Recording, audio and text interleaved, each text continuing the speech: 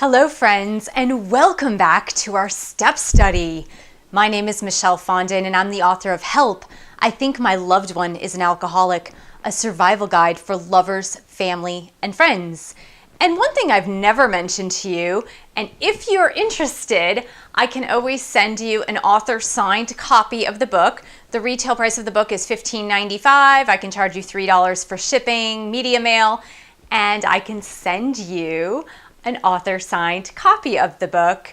All you need to do is email me. The email will be at the end of this video. It's also in the video description below. Another thing I wanted to say is thank you for all of you who are watching the step study. And if you haven't watched the first 7 steps, please go back and start with step 1 and work your way up to step 8. Now, it may be that you're working step 8 with your sponsor, and so your sponsor encouraged you to maybe watch some videos on step 8, which is perfectly fine.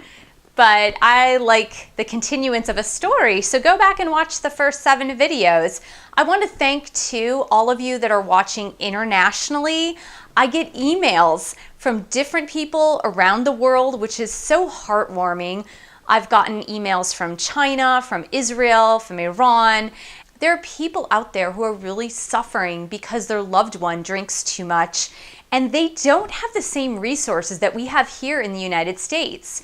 So I had someone write from China who said that they don't have AA in China, they don't have Al-Anon in China, and YouTube is really the only place that she can go to get information about how to live with an alcoholic loved one and also to try to get help for her loved one who's an alcoholic. So it really warms my heart, and thank you so much for watching. And I really do this as a service. Yes, I sell my book because I need to make a living like everybody else, but really it's a topic that is near and dear to my heart. So I do this for you as a service, and I don't get paid for doing this on YouTube. Contrary to popular belief, YouTube does not pay a lot. You must have millions of subscribers before YouTube makes it worth your while. So keep watching, subscribe to my channel, and share my videos so we can spread the love about how to cope with someone who has a drinking problem. And if you're in the step study and you're someone in recovery, congratulations to you. Keep going with the step study. It's something that I really love to talk about, even though I haven't made it myself through all the 12 steps in depth.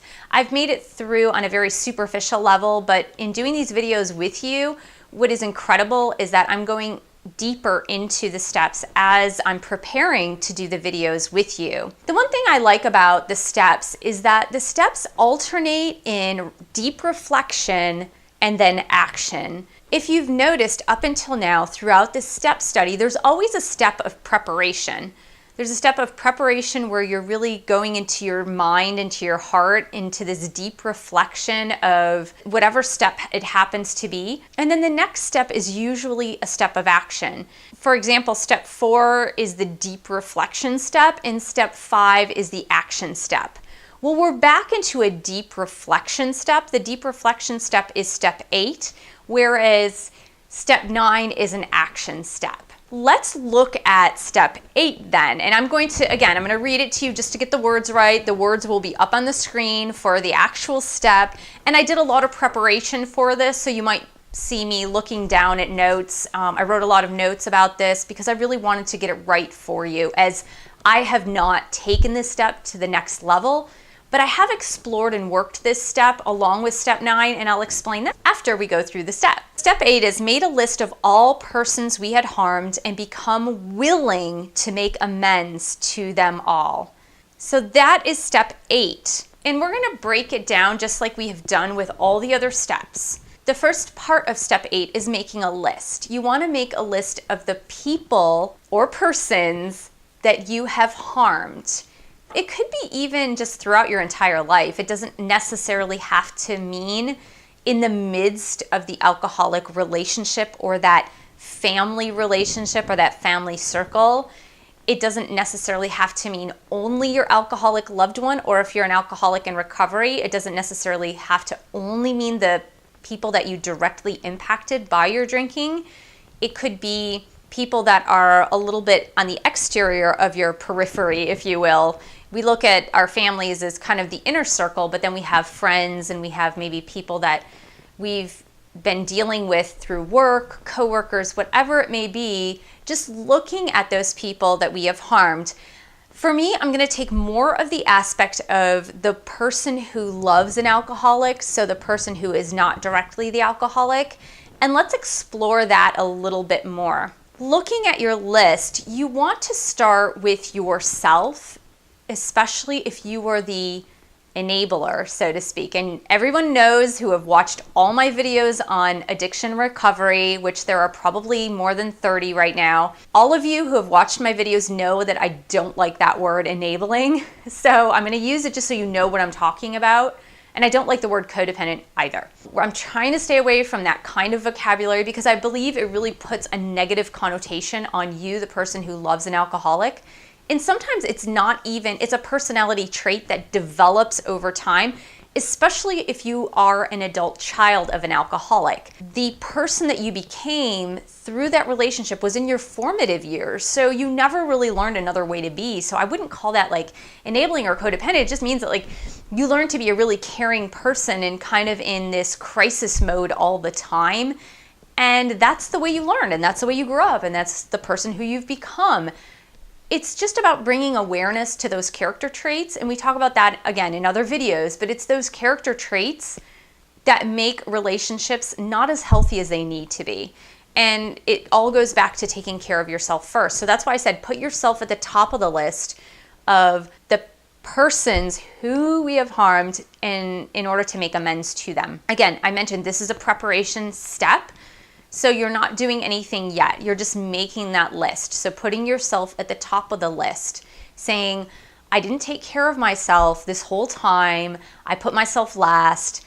I was too responsible, meaning that I took on too many people's responsibilities, whether you took on your family's responsibilities or the alcoholic's responsibilities, or cared for many siblings, maybe cared for your parents, or just, taking on way too much stuff. You want to put yourself at the top of the list. And in your relationship with your alcoholic loved one, even if you had 5% of the blame for what you've done to harm that person, even giving them a dirty look, you still need to make amends. Now, one thing that I did read in the Al-Anon literature was that even if your alcoholic is not ready to make amends with you, if they're not at that point yet, you're still responsible for your part. Now, again, this doesn't mean we're doing anything right now, but you're just recognizing it. You're recognizing that if I called my alcoholic loved one a name at any time, if I rolled my eyes at them at any time, if I made fun of them, if I did something bad to them, if I lied to them, any of those things, even if it was a very small percentage in relation to a lot of the things that were done to you, you still need to take responsibility and make amends for that. Now, this is about forgiveness, and we're really going to talk in depth about forgiveness. I've been preparing a video on forgiveness, and I've been struggling with it myself. And that's why I believe that I haven't yet made a video on forgiveness, but it's actually coming soon because I'm mentally preparing myself for how I'm going to show you guys and teach you guys the power of forgiveness. And forgiveness is an extremely powerful thing. Putting your alcoholic loved one on that list of persons whom I have harmed and who I need to make amends to is so important because you have harmed them in some way. You have. Like I said, it could be just rolling your eyes at them or making fun of them or calling them names or screaming and shouting and just losing control totally. It doesn't matter what they've done to you, but you've had your part in it too. Even if it was a very small part, you've still played a part. The dynamics of relationships is really a two-part relationship. You can't have a relationship in isolation. You can't have strife in isolation. It just doesn't happen that way. So the next thing you need to do is just continue along that list of all the persons that you've potentially harmed. The other thing that is something that I'm going to call the group of people like Al-Anonics or people who love an alcoholic, that group of people. The problem with that group of people tend to be that they overcompensate. So just as they take on responsibilities that shouldn't be theirs, They also tend to assess too much blame to themselves, and they find fault in themselves where fault is not, if that makes sense to you. Don't go so far to say, I harmed this person because they were hurt when I said something and I didn't intend to hurt them. That's not your fault, because you're not responsible for another person's feelings and you're not responsible for another person's interpretation of your words. Now, if you know in your heart that you were being nasty, that's one thing. But if you were just sharing your feelings, expressing your desires, feelings, needs, and they interpreted that as something bad, that's not your problem. That's not your fault. You can't control the way another person interprets your own words. If it was heartfelt, if it came from a genuine and authentic place, then just don't add them to your list. If that was the only thing that ever happened, don't add them to your list. For myself, it was really difficult to come up with this list because I tend to be the person who overcompensates. I overcompensate by saying, I'm sorry, I'm sorry, I'm sorry. I overcompensate by being extra nice. I overcompensate by being extra generous and kind.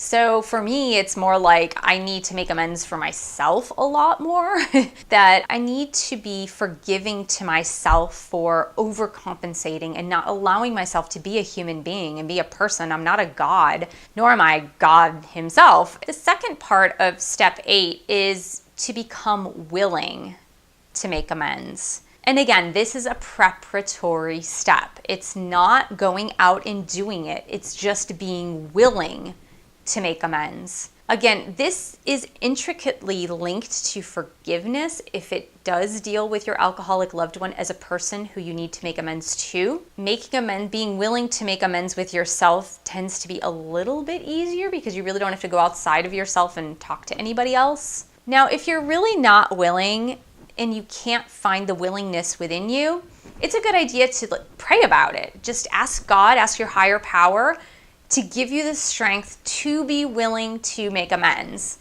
And your higher power will give you the strength. It might not be overnight, but over time, your higher power will give you the strength to be willing to do that. And if you're not willing for certain people, it's a good thing to go back and figure out why. Why am I not willing to make amends with this person? With your alcoholic loved one, for example, why wouldn't you be willing to make amends? What is it in you that is stuck? One thing about your recovery is that it's yours. It's your recovery. It's not the other person's recovery. So it's important to you for your own recovery to be willing to make amends. However, you can find that. It's not important that the other person is either receptive or turns the relationship around or is willing themselves. That person's recovery, if they are the alcoholic person, is about them. It's not about you. And your recovery is about you and it's not about them. Even if it's someone who has nothing to do with the whole drinking and alcoholism scenario, it could just mean that through your unhappiness and through your willingness to do everything you can to try to create a sane life for yourself and failed miserably because in the long run you were just trying to control a situation that wasn't able to be controlled, that maybe you just hurt some people along the way. Maybe you neglected your children. Maybe you neglected your best friend. Maybe you neglected the other parent. Whatever the case may be, there was some harm done because you didn't have it all together. Exploring the reasons why you aren't willing if you're not. And if you are willing, then fantastic. You're all ready for step 9 and you're raring to go. And that's awesome because step 9 is actually making amends. One of the exercises I read in Paths to Recovery was making a list with 3 subheaders. The first subheader says whom I have harmed. And the second subheader says how I harmed. And the third subheader says appropriate actions for making your amends. So it's the third category or column, appropriate amends, is really all about step 9. So you're going to leave that blank for now.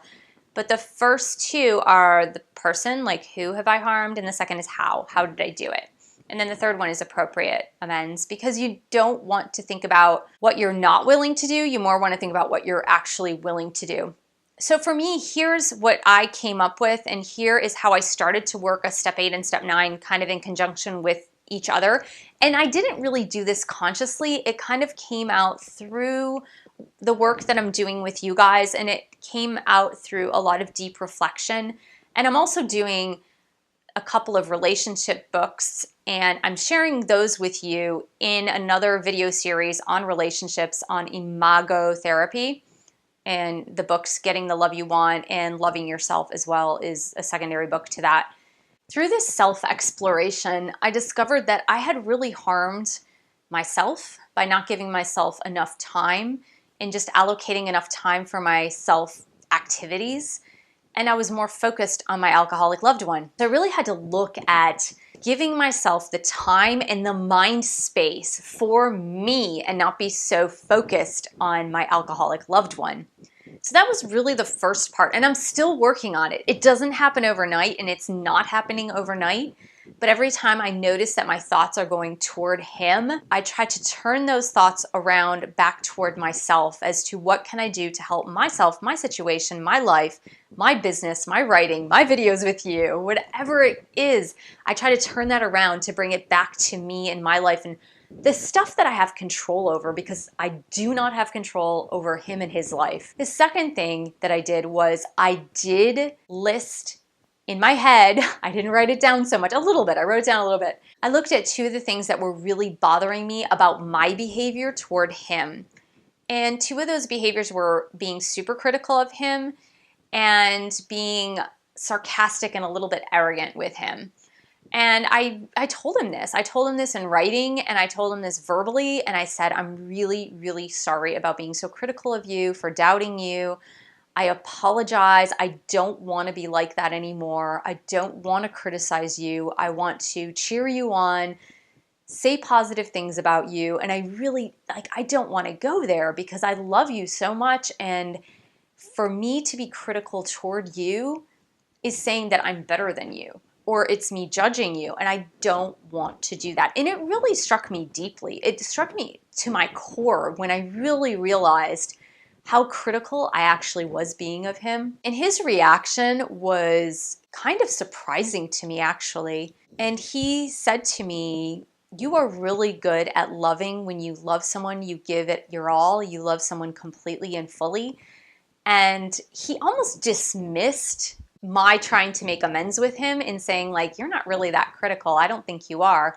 I really believe in my heart that because he was so used to people criticizing him as he was growing up, and he continues to have people in his life that criticize him on a fairly regular basis, that in comparison to all of that, that my criticisms seemed very small in comparison.